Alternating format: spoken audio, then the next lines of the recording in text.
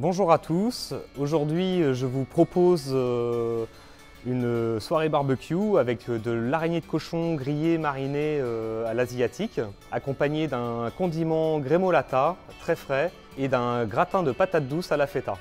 Alors les ingrédients pour l'araignée de cochon: de la sauce gnoc nem qui s'appelle sauce poisson dans les magasins chinois, de l'huile de sésame, de la coriandre fraîche et de l'ail frais. Pour la grémolata, il vous faudra juste un bouquet d'estragon, un bouquet de persil plat et un citron vert.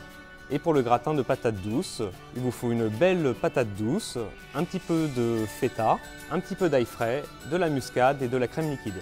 Pour attaquer cette recette, il faut commencer par porter à ébullition la crème avec un petit peu d'ail, une pincée de thym et un zeste de muscade. Épluchez votre patate douce, taillez-la à la mandoline ou au robot en tranches épaisses. Disposez-la dans un plat à gratin ou des petites cocottes si vous avez. Quand la crème est à ébullition, vérifiez que ce soit suffisamment salé avant de verser la préparation sur les patates douces. Disposez la feta et enfournez à 150 degrés pendant 3 quarts d'heure. À la suite de ça, augmentez votre four à 180 degrés pendant un quart d'heure pour apporter une belle coloration.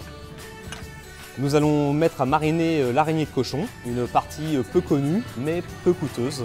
On va la mariner très simplement avec la sauce poisson qui remplacera le sel, l'huile de sésame pour les parfums et éviter que ça colle à la grillade.